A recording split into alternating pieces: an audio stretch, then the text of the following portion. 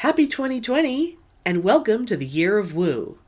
If you're hearing us for the first time, we just wrapped up the Year of the Vagina, and last week posted a bonus episode wrapping up our year-long celebration of the Mighty V.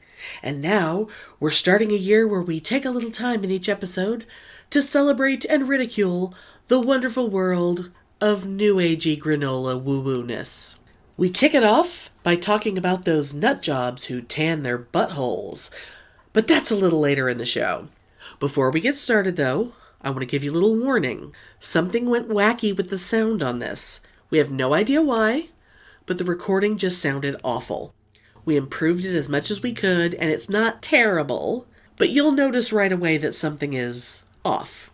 It was the last time we recorded in Pitney's house in San Antonio, and the conversation was so fun and weird that we couldn't stand to just dump it. So thanks in advance for bearing with us.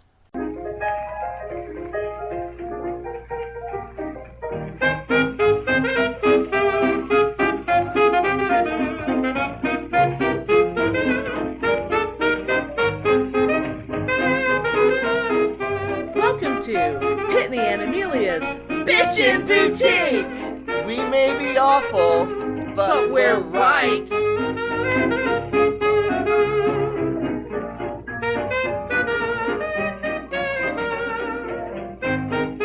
This is the first time and the last time. No, it's not the first time. We recorded here before. Oh, have we? Together? Remember, we did our two-part When Friendship Ends Ugly episode here. Oh. At your dining room table. Oh, yes, that's right. But it was the old microphone. Oh, no, actually, no, it wasn't. It was I brought down my laptop. Oh, okay. Right. Okay. The reason why it sounded different was because it was hot and your air conditioner was on and there were dogs running around and we were in your echoey-ass kitchen.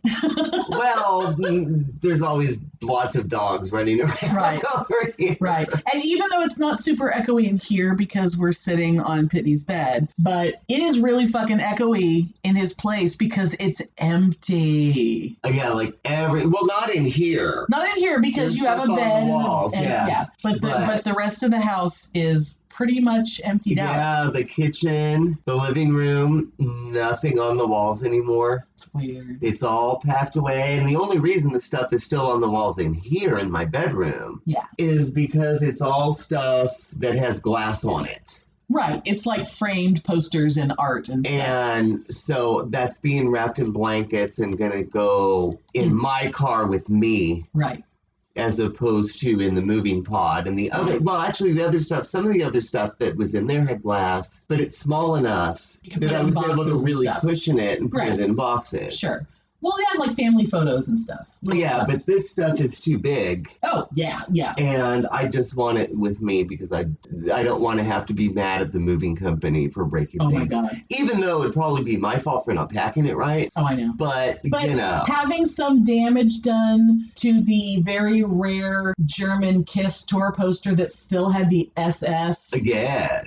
In the SS looking in the logo instead of the Z looking S's. Yeah. Which is very rare, you guys. Their first German tour, Kiss right? was going to be in Germany, and it never even happened. Yeah. Because Peter was such a cokehead that part of the tour got canceled. I never noticed it was a month before my birthday. But these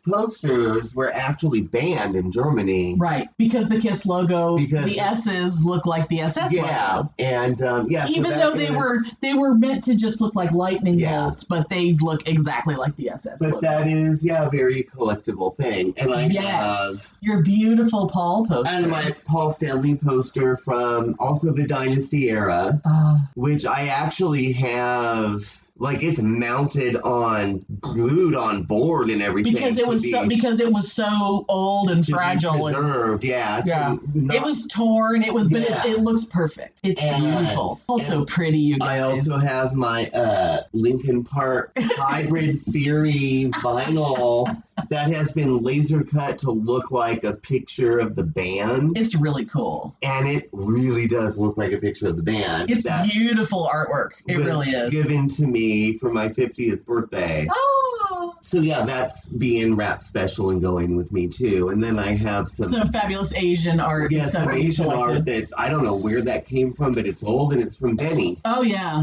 So yeah, you had this stuff when you lived next door to me. So yeah. So anyway, you people don't know. You can't see it. Yeah, but everything else. The house is barren. The kitchen is full of boxes. He's gotten rid of a lot of stuff. I have 4 bowls. Well, you're giving me a bunch of bowls. 2 plates.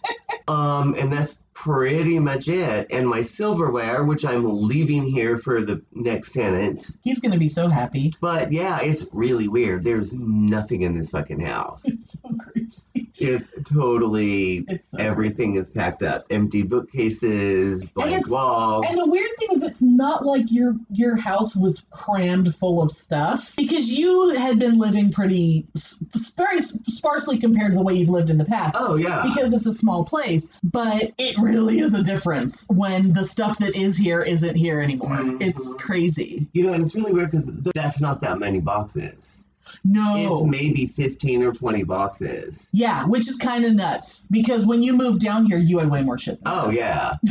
And my mom, when I was talking to her, she was like, well, how many boxes? And I was like, I don't know, 15, 20. And she was like, oh my God, that's so much. Is it going to fit in the pod? Oh my God, how much of that is going to have to be stored? And I'm like, there's only 2 boxes of any of that that's going to be stored. The rest of it is all books, decor. It's going to get unpacked. Everything's in my bedroom. My mom has not moved since 1953. Literally. And see, that's so crazy to me, because my parents, when they moved to Texas in 1984, that was their 21st move since they got married in 1959, because they moved constantly. And so, I mean, my parents, it's amazing they still have some stuff that's old. Yeah. Because they were so happy to just unload shit, which usually meant the kids that we lost our shit every time we moved. Something always got left behind because the kids' stuff wasn't important. Yeah, but it's weird. She was like, oh my God, what are you going to do with all that stuff? And that's all stuff that's going into my bedroom. Right. And it's all going to fit in there too. She can't wrap her mind around the fact that like a bookcase full of books is like 7-8 boxes. Right. Because she hasn't packed a box in forever.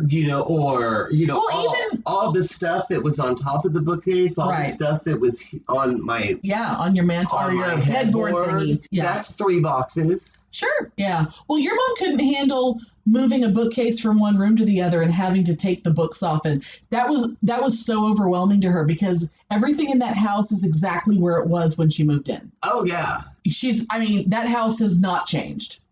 Some furniture has been replaced, but if a couch was gotten rid of, a couch was put in exactly the spot where the old couch was. I mean, everything's where it was. Oh, no, that hideous couch. Oh, my God. That is the couch. Oh, that's the same couch? From back then, it's just been reupholstered. Yeah, the couch that my parents have in their living room is the same couch that I had growing up. And it was reupholstered in, 82. Oh, yeah. So it's this really hideous, like, mint green floral... Oh, well, my parents, everything, they like the orange. They like the orange and green combo. Because which I love in a tacky way. Well, I swear to God, when we moved to California, it would not surprise me if they chose the house we lived in because it had orange and green shag carpet. Oh my God, I'm so jealous. And it perfectly matched the orange and green living room chairs. My bedroom, it used to have shag carpet, the 3-tone blue shag. Oh, nice, yeah. And I would actually love to have that. But that's long gone. Although having the dog in there now probably would not be a good thing, but he's a shedder. But God damn it. I know. I still wish I had it. I do miss. Although when we moved to Kansas, the first memory I have of that house was running into the house, running upstairs to find my room, because they had already put everything in the house, like before the kids got in the house. And so running around to figure out which room was mine and realizing it was shag carpet for the first time. And it was so glorious that I remember just taking off my shoes and standing in my bedroom and putting my toes into the shag carpet. Kids these days, they don't know. No. Shag carpet was awesome. Everything was quieter then because everything was so plush. Oh, I know. And think of the nightmares of that. Because don't you remember I had that avocado green and brown big shag area rug that was in my living room. Oh my God, For a long time. But that was like a nightmare of filth. That's the thing you had to get rid of when you had a flea infestation, right? Yeah, I came home from Kerrville one year and it was so infested with fleas standing on it, my legs were covered. Oh my God. So disgusting. And that's how I'd not been in my house for 3 weeks. And I was like, oh, fuck no. And that thing went outside. And it never came back in. No, and it is long gone. Oh, so gross. but I just remember just like that area rug, it got so gross so fast. Oh, sure. And that had to have been like how people's houses were. Oh, yeah. You know.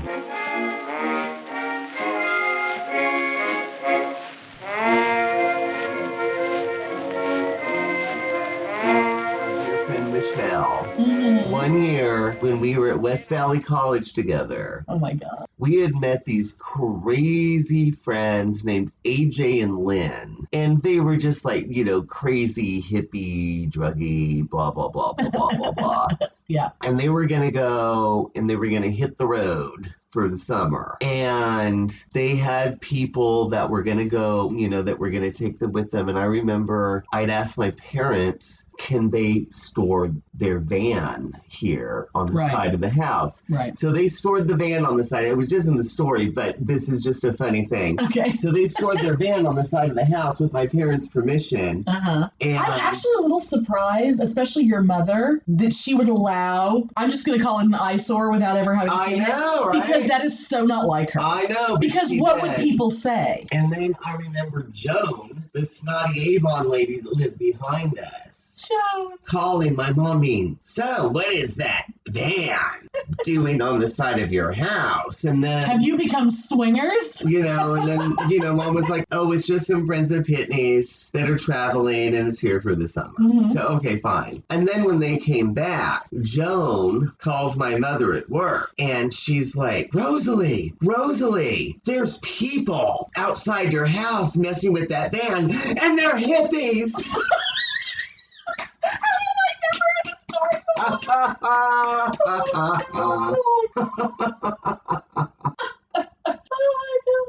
Oh. And I have never forgotten that. Oh my God. And I don't know whatever happened to them, but I love them. And I remember this guy, AJ, it was 1987.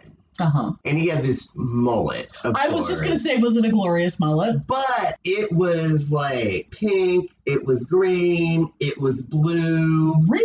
It was just like all these crazy colors, and I'd never met anybody like him before. And he was just a really, really cool guy. And oh my God. Who knows what happened to them? Was he kind of surfer hippie in that California? Oh, yeah, totally. Yeah, totally like surfer I miss hippie. surfer hippies.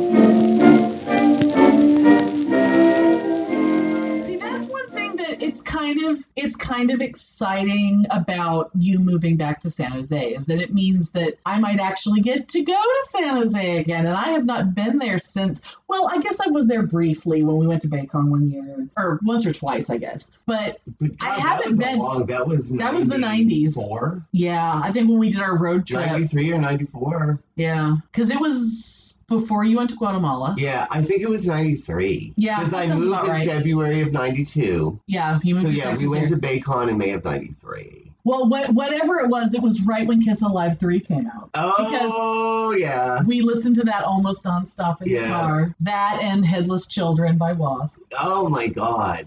I remember every second of that trip. God damn it. That was a big road trip. I had that ghetto-ass car that we had to keep stopping to put transmission fluid in because it would start stalling. And it also didn't have a rearview mirror because it had fallen off. Yes. We had no rearview mirror, you guys. And then I eventually got a car just like it because I didn't realize until later that my mom's car was basically the exact same car. And then remember the steering wheel? You had to like kind of lift it and stick it into the socket and hold it in place. But that was because the car had been jacked so many times. There's a certain variety of Oldsmobile that was extremely easy to steal and hotwire and jump start, like start with a screwdriver. And that car had been stolen, like 2 or 3 times? Yeah, because it was part of like a gang initiation. Right. And then my eventual Oldsmobile was also stolen, but when it was stolen, it was totaled. But I will say, those assholes, I literally had just gotten the car inspected, had an oil change, and had just filled the car up with gas. I was coming home from doing that, filled the car up with gas on the corner, parked it at my then boyfriend, now husband's apartment, and then I went out of town, went to Worldcon in San Antonio. Oh, okay. He dropped me off down there because for some reason he didn't want me to drive from Austin to San Antonio, which I literally just did, and I'm about to do again in like an hour. But while I was gone, one day he woke up and looked outside his apartment, and my car was gone, and there was nothing but broken glass. And then he drove down to get me and was like, "Yeah, about that." And it was like, no. God, I forgot about that. That was how I ended up with the Mercury Mystique. Okay. But by the time, so many adventures of having a stolen car. I mean, it's way too many stories. I'll save some for later. Why I hate Enterprise Rent-A-Car. That's a whole story in and of itself. Dealing with having to buy a car when I really wasn't in a position to buy a car and ending up buying a piece of shit that I also bought in the dark. So when the sticker said teal, I thought it was teal. And then the sun came up the next morning and I went, oh, Jesus Christ. It was minty green. I guess it was. Every once in a while, I'll see a car that looks like it. I'll see a minty green Mercury Mystique, and I'll just go, oh, that poor bastard. That car, they are driving a complete piece of shit. And that reminds me of, when my dad had his enormous, hideous fucking metallic mint green Lincoln Continental. Oh God, I would kill for that right now. I would love that. Dark green leather interior. Because Pitney's dad was a pimp. Oh my God. Well, he wished he was a pimp. So fucking tacky, With his roll of ones that was wrapped in a $100 bill.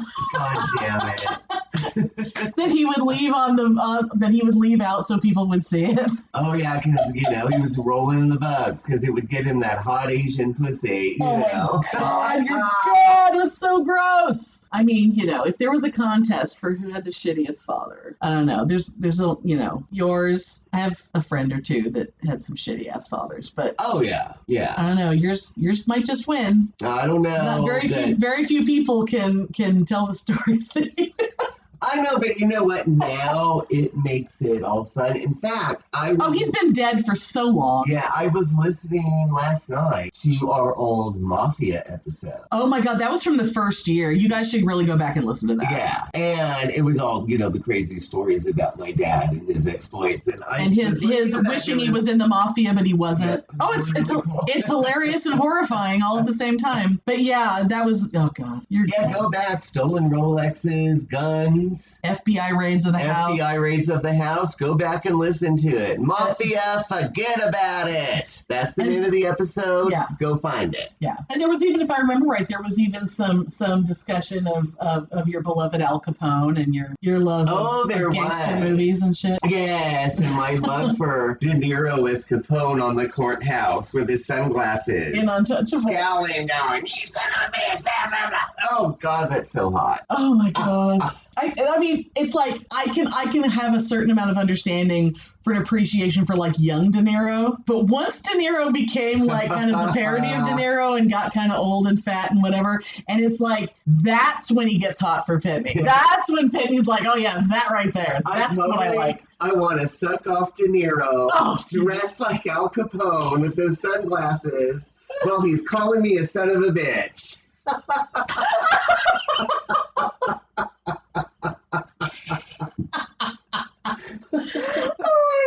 And there's the tagline.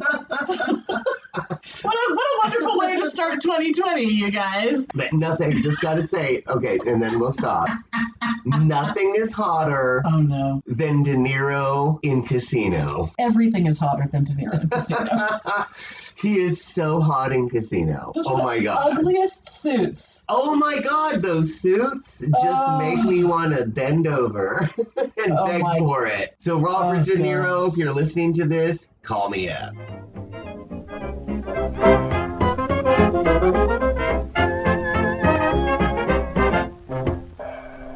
Hi, I'm Eric. And I'm Aisla. And together we are the hosts of the Bi-Curian podcast. Let's tell the lovely people what we do. That's a great idea. Bi-Curian is our answer to the polarizing nature of our society today. We usually have on very compelling guests that are experts in their fields, and we like to do our own deep dives into a lot of interesting subject matter. And discover what's underneath the rhetoric and reactions that show up kind of everywhere. We also cover a lot of topics, everything from politics to current events to geek culture. We find a lot of different compelling things to talk about on our shows. If you're like us and want to explore multiple ways of looking at things, we hope you'll join us. So please check us out on bicurian.com for current and past shows. And come and be part of the conversation by following us on your favorite social media platform.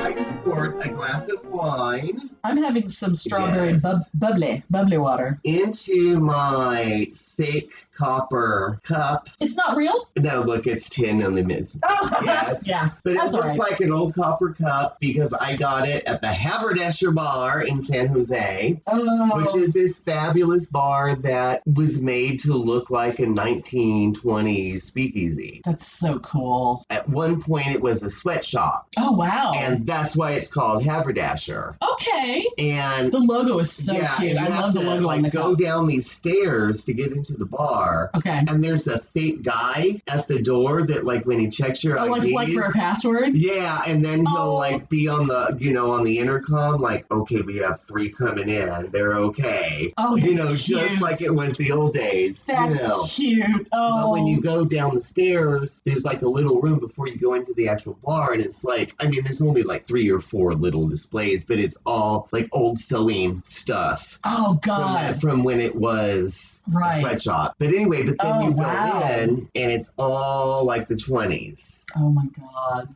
Velvet on the walls, time-appropriate music playing. Which is fabulous, because it's the 20s again. Yeah, like... It's the 20s again right now. It is. And all the staff is dressed like from the era. Oh, that's so hot. And all the drinks are from that era. And anyway, I got this little cup because I had ordered a Moscow Mule. They're so good. God damn it. And it came with a little cup that would, your little souvenir cup. Appropriate for the era. And I'm drinking cheap wine out of it now, which was gifted to me earlier today. So yay, cheap wine. That's free. I would have never discovered that place if it had not been for my friend Sarah. And for the last very adventurous couple years that I've been in touch with her again and going back to San Jose, I've discovered so much cool shit. Like downtown San Jose is like vibrant? It's cool and vibrant. Oh my and God. There's like bars and restaurants and brew pubs and art galleries. It's so hard theaters. It's so hard for me to even imagine because basically when I lived there it was a shithole. Oh yeah. It was a fucking shithole. And I knew from shitholes because I had just moved there from Topeka, Kansas. So you can imagine what I was used to. Oh my God. Oh yeah, it was unsafe. It was filthy. There was nothing, like First Street was just porno shops, porn theaters, and hookers. Right. But now it's if it was still like that, we would find it fabulous now. Oh, but yeah. when you're a teenager, it's disgusting. But now it's all just beautiful and clean and cool places and anyway, it's just a totally different place. And I'm really excited about going to explore. And I get to go see all the new shit. There's going to be very little of San Jose that's going to be recognized. I imagine my old neighborhood probably hasn't changed very much. Oh yeah, no, it has. Although I think, because I Google Earth sometimes to look at my old neighborhood. And, I don't know when those satellite photos were taken, but the fact that the people who lived across the street from us still have that goddamn RV parked in front of their house. From, what, 30 years ago? From 1984. 84. They got it in like 82 or 83. And it was so fucking big that if you stood on the sidewalk in front of our house, you couldn't see their house. It was the size. Still there. You can see it from space. That's fabulous. It really infuriated my father. But yeah, I mean, apart from, just some minor changes to some of the properties, everything's still just like it was. Although the little shopping centers that were down by the high school are a little nicer now. And of course, there's like a Starbucks and shit. But, it used to be, a little pet store, a little stationery store, little mom and pop stuff. And now it's all Starbucks and shit. But probably an Old Navy that's probably going to close soon. Oh, it was a very tiny little strip. And then across the street from it was the Alpha Beta with its little strip center that had a round table pizza in it, which I'm assuming is still there. Oh, Alpha Beta. Good old Alpha Beta. God, I wonder if that's still there. I don't even know. We still have Lucky's. Oh my God. And Long's? You still have Long's? No, Long's is CVS now. Oh. But there's still Lucky's. I still remember their jingle. And obviously there's still Safeway. We had Safeway in Austin when we first moved here, but it did not take long before it vanished. But yeah, I don't know about Alpha Beta. I think that's gone. I mean, Suzanne Summers' ex-husband used to do the commercials for Alpha Beta. Oh my God, Alan Hamill. That. Alan Hamill. Well, it's like there's certain things. It's like San Jose in my head. It's like frozen in time because I lived there from 78 to 84. Yeah. And then I left, and apart from brief trips, I really have not gone back. But it's weird. It is like a beautiful cosmopolitan place now. Yeah. Although your side of town, because you were closer to downtown.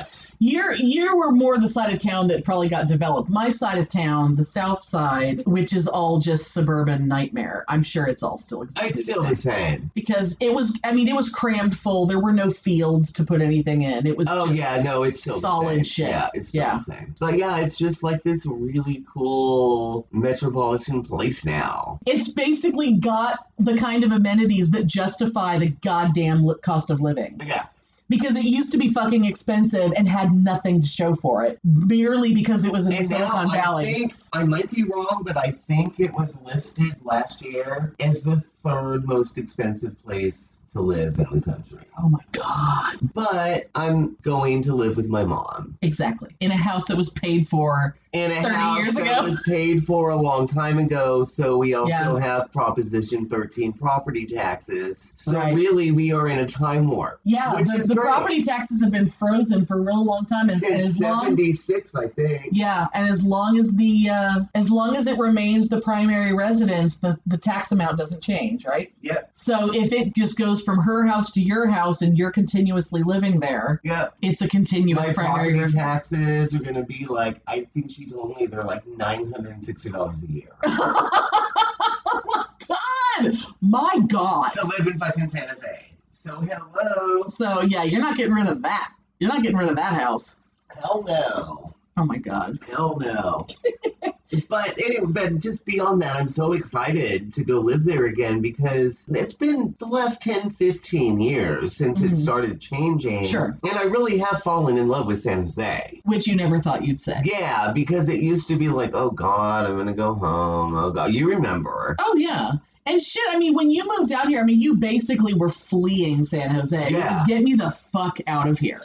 Yeah. But now, I'm falling in love with it, and I've realized, I'm 45 minutes from a redwood forest. That's the beauty of living out there. I'm 45 minutes from the ocean. Yeah. I'm 45 minutes from San Francisco. Hello. I mean, the whole, maybe once every 2 years I'll go there, but It's so funny to me how San Jose is so big that because we lived on opposite ends of the city, when he says 45 minutes to everything, at minimum double that from where I used to live because I lived on the complete opposite other side of town.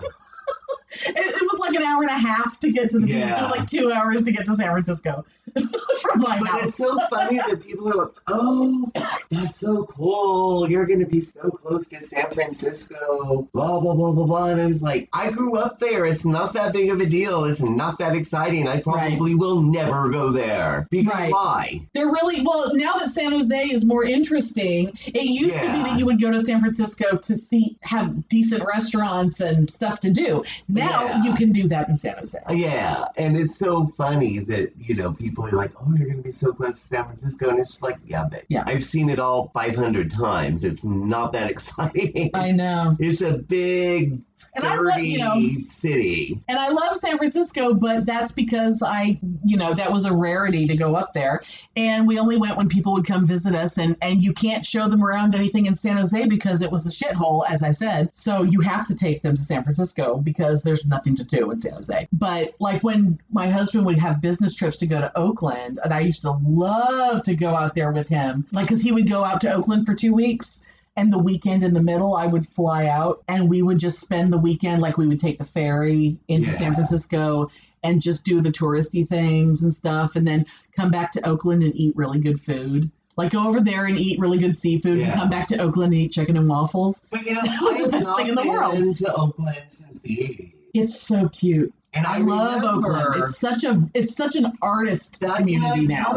It's so cool. In the 80s, they would warn you, like, don't go to Oakland. Oakland was the dangerous, scary gang place. Right. That you only went there for rock concerts because the Oakland Coliseum was there. And it basically, I never even went to anything in the Oakland Coliseum. I always wanted to, but there was like, it was very clear. Like if you went to Oakland, you were told you just go straight to the Coliseum. You don't stop anywhere. You go straight to the Coliseum. You get straight out. Yeah. So I saw the New Kids on the Block in the Oakland Coliseum. Oh my God. But you did not go there. But I've heard that all of a sudden Oakland is cute and artsy, and I love all the areas that I've seen. Oh, it's beautiful. So it's going to be interesting to see. Oh yeah, Jack London Square is so cute. I mean, that was one of my things. That's one of my favorite places to go. Partly because it's just a really nice place to walk around. Like the main part of Jack London Square is that has the statue of Jack London in it. Right directly across the street from that is a hotel where downstairs in the hotel is the restaurant called Home of Chicken and Waffles, which every time I go, it's like, we're going to Home and Chicken and Waffles, because you've just never eaten food as good as that. So we will go. We will take Bart, and we will go there. Oh my God, Bart. Bart, oh my God. Oh, one thing I got to say, so I was talking to Mom the other night, and we have theater tickets, actually. So I take that back. I am going to San Francisco in December, because I'm going to the theater with my mom. And what are you seeing? She doesn't remember. It's something she's never seen before that's part of her subscription. Right. Oh, that's always fun. Yeah. So anyway. Oh, talk about what you're going to do on Christmas, even though this is after Christmas when you guys are hearing this. Oh, but he has plans for Christmas that are so fucking fun. Oh, yeah, well. But wait, let me tell you. Okay. It is fucking outrageous. Okay. So I was like, oh, okay, well, when we go, I'll drive, because I'm terrified of my mom's driving. And for one thing, she's fucking deaf. Yeah. And she was like, okay, but we have to take my car. That's fine. Because if you take your car, it's fucking $40 to park. Oh my God. To park an SUV where the theater is. So it costs a different amount? Yeah, like my mom's car is $20. If I take my car, fucking $40 just to park to go to the theater. So they're basically trying to keep people from driving SUVs into town. I guess. Isn't that crazy? God, imagine if you had like a big honkin' Texas-style pickup truck. Oh my God. $1,000 to park. Oh my God. Because you deserve it because you're an asshole. Yeah, exactly. Yeah, but anyway, so Christmas this year is going to be interesting because, my mom's two surviving sisters are both in assisted living now. Oh, it's so sad. Both at least 2 hours away from my mom. Right, because they live closer to where their kids are instead of the homes they lived in all those years. So for Christmas this year, one thing, not only the really cool thing is, like, my mom has collected ornament since she moved into that house, and she still has all of them. So we are putting up a big tree this year, and she has not put one up since I left the house in 1986. Did she keep getting ornaments even though she didn't have a tree? No. Oh, okay. No. Oh, God, how sad. But that's going to be really But she's been alone in the house, so I guess. Yeah, oh my God. so we're going to do all that. How exciting. Because all the family is gone and I'm going to be moving back, and, she wants me to, be able to reconnect with people and stuff. Right. We are on Christmas. We're going to go see Star Wars. She loves the Star Wars. Yes. which is so cute. And then the coolest thing, this was my mom's idea. We are going to do an open house wine and cheese tasting. Oh my God. And invite all of her bridge friends, all of my old friends, the neighbors, and just have an open house. People just come by, have a couple glasses of wine. And this is just Christmas Day. Yeah. Oh my God. I'm going to be so jealous. And that was her idea. And I was like, since when does Mom want to have an open house wine and cheese on Christmas? It's apparently now. Really, really fabulous. She's just so excited that you're coming home. Oh, yeah. So that's what we're doing. And when I told her that I wanted to go see Star Wars on Christmas, she was like, oh, yeah, Pitney, that just sounds wonderful. Like, you were totally planning on going by yourself. And it's just like, okay, you can come with me, Mom. So yeah, she's totally down. That's so cute. Yeah, oh my God. She's just blowing me away, the whole process of this. It's like between that and her all of a sudden, telling my cousins like, oh, the dog is not going to be outside. That Pitney's dog is an inside dog. That's right. That dog's going to be in the house with us. That's right. I was like, oh my God. Who is this woman? Where did my mom go? Yeah, between that and this, it's amazing. Oh my God. I swear though, or like early on when it was first just like, it might happen, that first few months it was like, oh God, is this even going to happen? Because she was being weird and it was weird. The next thing you know she's going to be wearing a white robe and holding candles in the air for ritual. Oh my God. She's going to be wearing deer antlers. She attended a Samhain ritual that was a banquet for the dead. Oh God, that's right. She was here for that. She's attended a Yule, hasn't she? A Yule ritual in at least 2 of my classes. One of them being the ceremonial magic class. And she was just like, oh, this is so interesting. Oh my God. Oh my God. Yeah. This is an old Catholic. Yeah, so, and she was like, so Pitney, this is so interesting. So after these classes, they initiate into this order. So does that mean that all these students, that all of a sudden they're going to become a part of the pagan community? Is that what she said? Yes. And it was so cute. That's really cute. It was so cute because she's so trying to understand what it all means. I know. But she doesn't care. I think she just thinks it's great that I'm involved in something, Oh, yeah. Oh, my God. But yeah. That's adorable. Yeah, the pagan community. So, anyway. That's precious. Yeah, so it was, I think it's going to go well. I think so, too. I was nervous and skeptical at first, but I'm not now. Breathe deeply. The year of woo.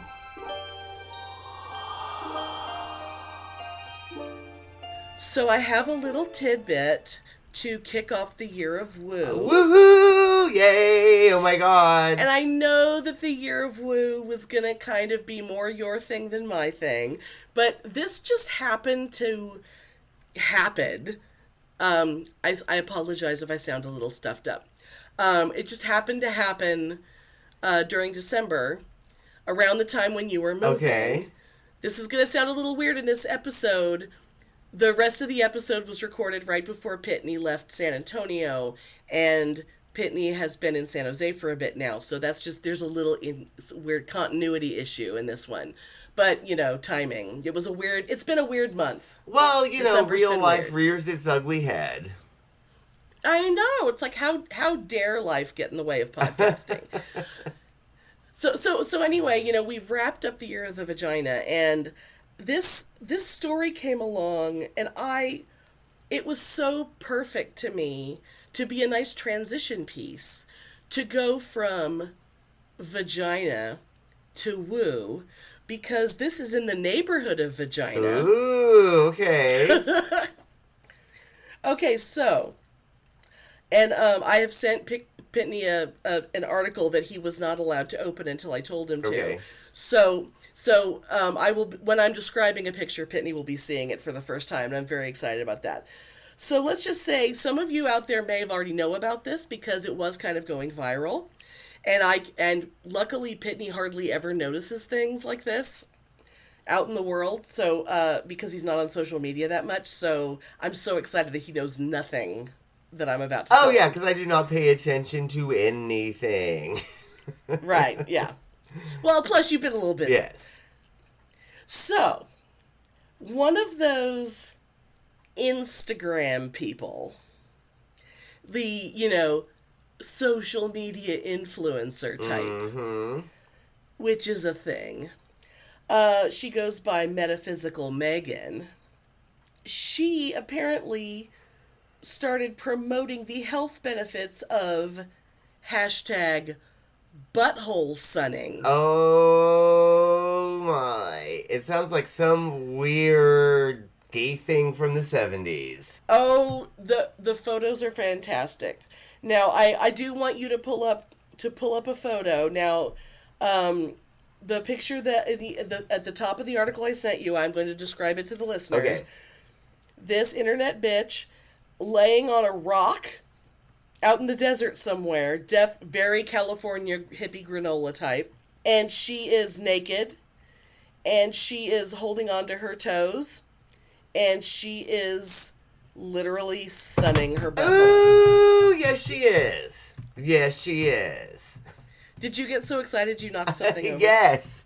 Oh my god. Okay. Yes, I got so excited I dropped the phone. I'm sorry. Oh and my it god. Vibrated against my desk. Yeah, sorry. Okay. Well, see, Oh my God. that's how amazing this is. That's how amazing this is.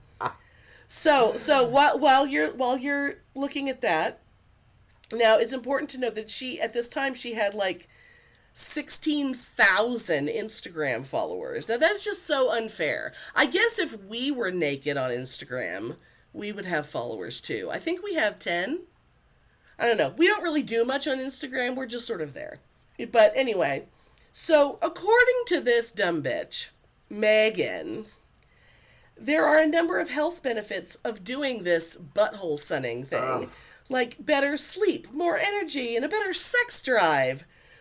And she says it helps to attract people who are on your same frequency or wavelength. Oh, God. Okay, so it's very woo. Very woo. Very woo. Even to the point where she is going so far as to claim that the perineum, which really she's tanning her perineum, which everyone who paid attention during the year of the vagina knows it's on her. It's the area between the vagina and the anus, also known as the chin rest.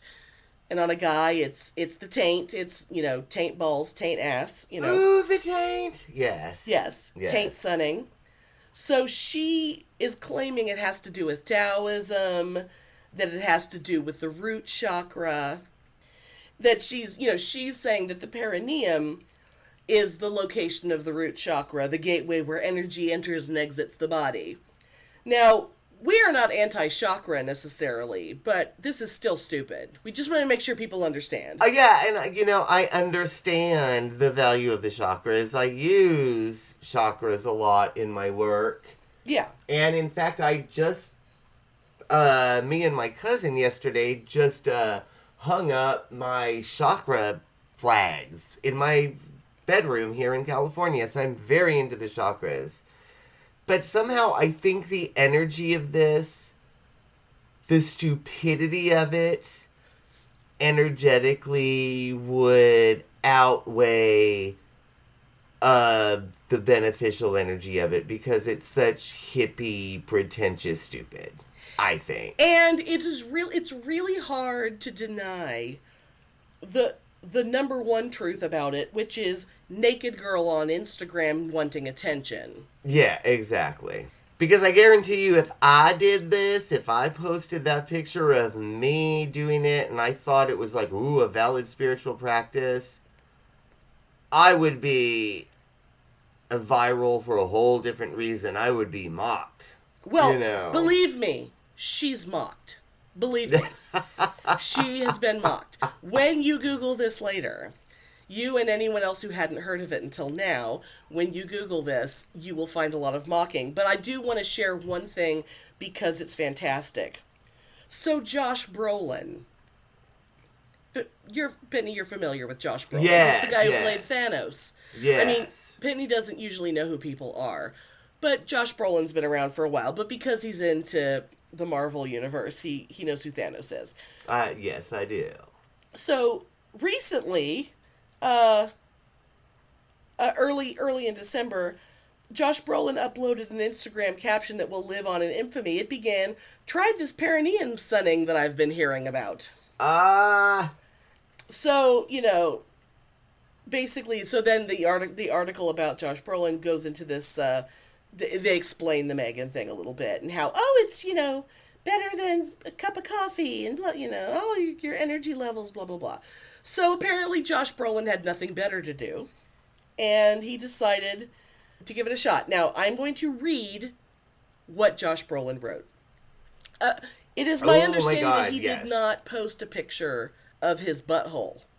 I'm assuming that because there is not a corresponding picture of Josh Brolin's butthole to go with this. I bet Disney told him he can't or he'll lose his contract. So, you will love this so much. "Tried this perineum sunning that I've been hearing about. My suggestion is do not do it as long as I did. My pucker hole is crazy burned, and I was going to spend the day shopping with my family, and instead I'm icing and using aloe and burn creams because of the severity of the pain. I don't know who the fuck thought of this stupid shit, but fuck you nonetheless. Seriously." Oh my god. Now, I do, I'm fantasizing a little bit, not in, one-handed fantasizing, just in, laughing fantasizing, right? Yes. Thanos in that same picture, on a rock, naked, with ankles up. Oh, the exact pose of Metaphysical Megan, but Thanos? Yes! I hope someone's photoshopped that. I may have to go looking. Oh my god, I don't know how to Photoshop, but oh my god, just that alone might make it worth me trying to learn how to do it. Oh my god. Oh god, and just let me say that, the only thing, at least on a man, the perineum needs, is some hot guy licking it. Okay. Not sunlight. Yeah, there's a reason why it's where the sun don't shine. And speaking as someone who once got a 3rd-degree sunburn on her tits, the skin that is not used to having sun on it, it doesn't want sun on it, okay? So let's be careful out there, people. I remember that, and I remember being so horrified and so sad for you. Because it was nasty ass, dried up, brown. Oh, it was rotting skin. Rawhide skin. Oh my god, I remember being so freaked out. My skin was literally rotting and falling off. Oh yeah, and it was. The fact that I don't have any scar tissue on the girls is pretty wonderful. Yeah, it was my boobs are blessed. Dog chew toy looking skin. That's how bad the sunburn was. It was terrible. Well, that was just the appearance of it. The feeling of it was something else entirely. Because 2nd degree is the blisters. Some people have had blisters. This was past blisters, many layers of skin underneath. The severity had gone all the way through, and the skin just was dying and falling off. I also had no health insurance. I lived in a house with no air conditioning and very little heat, and didn't have any money, and so don't do that. No. Little tip. And I have one more last thing to mock about this. About the butthole tanning? Okay. Yes. In the article, I was just amused at, they were quoting this woman. Megan. Talking about the perineum sunning lifestyle. Please, bitch. Please. Lifestyle. I got your lifestyle right here. Oh, so that's a nice introduction to woo. Woo! Woo! Sun on my butthole. Woo! I'm not gonna try it. Me but either. You never know. I might. I might end up trying it by accident if I pass out somewhere, but that's not likely. You know, my dad used to sunbathe nude in the backyard in the 70s, and it created a scandal with the 2-story neighbors. So it's not... How have I never heard that before? Yeah. But it's not, you know, traditionally it would be a good thing for me to do now that I'm living at home again, so you never know. But sunbathing nude is not spreading your butt cheeks. I mean, that's a whole other thing. That's a whole... Oh, my God. Yes, it is. I mean, ew. Ew.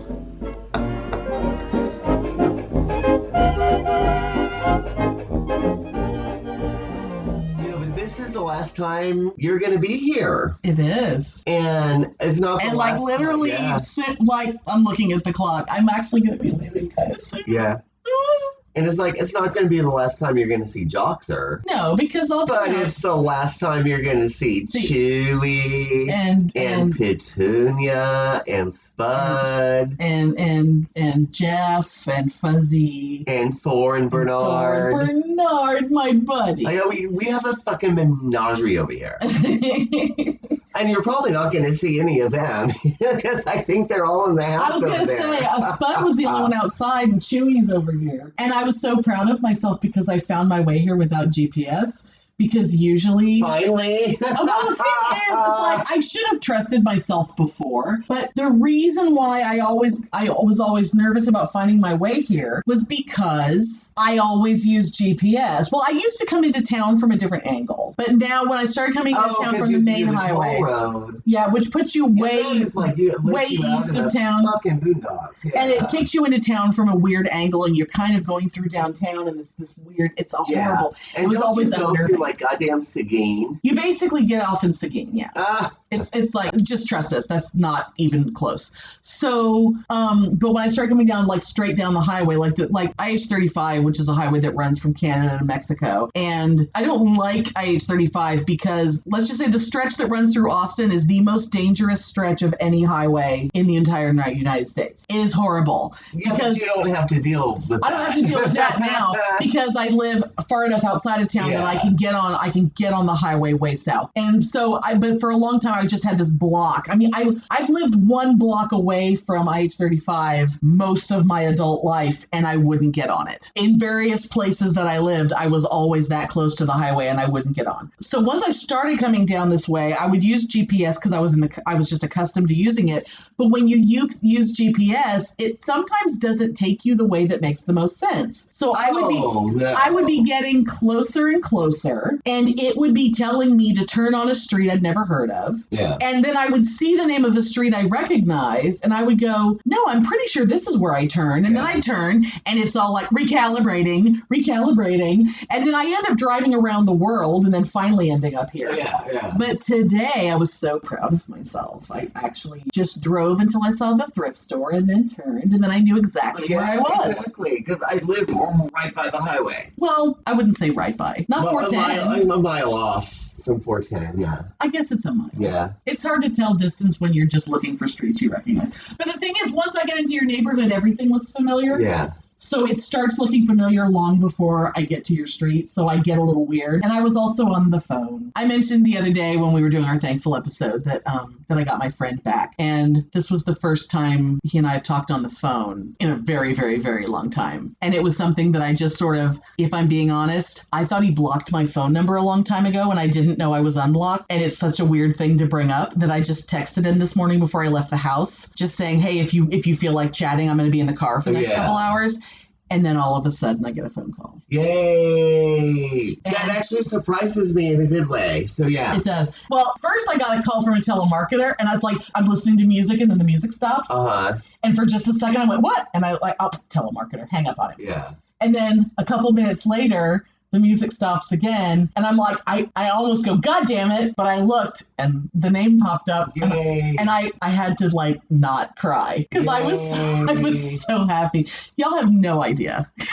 It's like when like a really, really important friendship that you don't even realize just how important it is until suddenly it's yanked away from you, and then suddenly everything, it's not just back, it's like better. Like everything is just weirdly better. That's good. It's really good. So he learned a lesson. It will probably never be acknowledged. And I would encourage you to never bring that discussion up. I sort of casually brought it up. I made a quick reference in the middle of a sentence to, during that period when we weren't really speaking, and then I just kept talking. This was the other day. And when I said it, I remember thinking, this is a really bold thing for me to say right now. A little risky because it could have made it really uncomfortable. But fortunately, I can make things uncomfortable in all kinds of ways. So that particular thing was not what made me uncomfortable. Nothing like having a heart-to-heart with someone that after it's over, you have to go, I'm sorry, I'm just weird, and I don't know what I'm talking about. I don't know how to do this. But it ended up fine. I know it did. He's not weirded out by me. It ended up fine. He knows I'm broken, and he knows I'm trying. Oh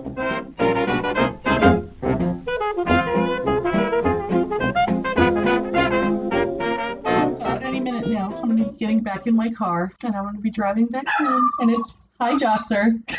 Is that Joxer? Because it said Thor. Oh, maybe it was Thor. Oh, no, Joxer's still inside, so that has to be Thor. That's Thor. Hi, Thor. It's puppies, you guys. That was Thor. It's so weird. Like, all the dogs over here, there's so many. But you know everybody's But bark. I know each bark. I know who it is. I'm like, that's Thor, that's Jeff, or that's Fuzzy. I just know.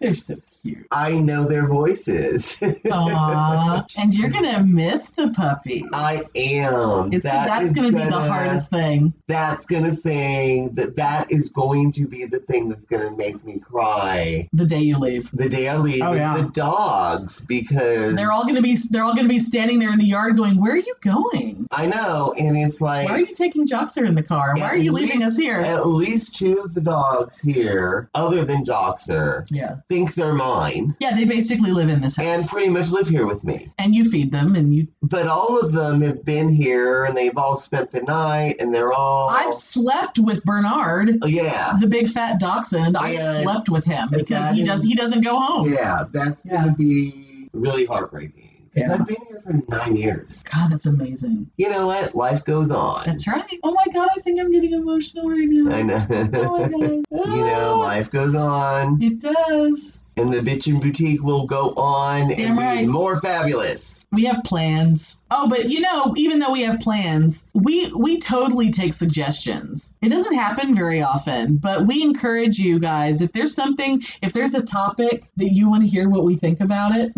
if there's bring it on. If there's something you want to complain to us about, let us know so we can mock you. And whatever. Well, I have every intention. We've been kind of lax on the bitching in the kitchen and the hating on Satan. There hasn't been nearly enough Satan news lately. I know. It's kind of making me sad. Well, we need to just find some. I know, but I literally have a search alert on the word Satan. And when things don't come up, I go looking. Well, we can do some more bitch notifications. I will start researching recipes using dog food. Ew. Because that's my passion. And by the way, the kibbles and bits, the gravy in the canned kibbles and bits, really good. Finger licking good.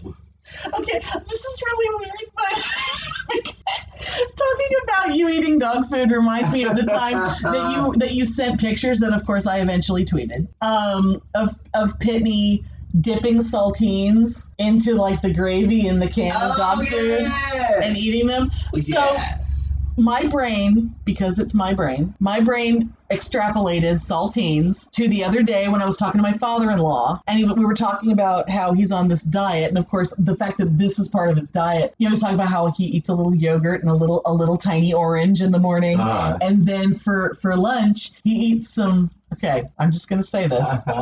He eats some saltines and some Vienna sausages. The Vienna sausages. I've never heard that before. Oh my God. He's adorable. My father-in-law's adorable. He grew up in a very rural part of Arkansas, like the little town that's right next to the other little town where Glenn Campbell grew up, if that tells you anything. So they used to and that rival high schools. When you said oranges, that reminded me of something funny that happened, God, years and years ago at work. The first house I worked in, I had this resident that, oh my God, I was so in love with her, and God, I cried when she died. But anyway, she got 94, 95. She was old. Oh, cute. And she was fabulous. But anyway, she stopped, she slowly stopped eating. Right. And she just died of old age. She was fine, But anyway, her daughter, who I loved, by the way, but her daughter was like really concerned that her mother wasn't eating. And she kept thinking of, foods that her mother really liked. Well, she used to really like this and she used to really like that. And I was like, yeah, we understand that, but she doesn't want to fucking eat anymore. She's 95 and she's dying. And old people just want sugar anyway. Yeah, but... Oh my God. I'm bracing myself. The daughter had written a note and put it on her mother's bedroom door that just said, offer her an orange. I don't even know why that's funny. I don't know either, but it's so fucking funny. So now, every time I see oranges in the store anywhere, I just think of that note, offer her an orange. I think those are some words to live by. Yeah. I think that's a good place to end this one. Yes.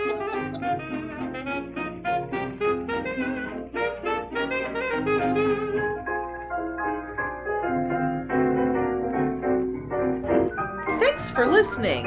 If you enjoy our show, please take a moment to rate and review us on Apple Podcasts or Stitcher. If you send us a screenshot of your review, we'll send you a Bitchin' Boutique sticker. Everyone loves stickers! Please subscribe or add us to your favorites wherever you get your podcasts. Subscribers get new episodes first and are also more attractive. Drop us a line anytime at pitneyandamelia@gmail.com. We'd love to hear from you!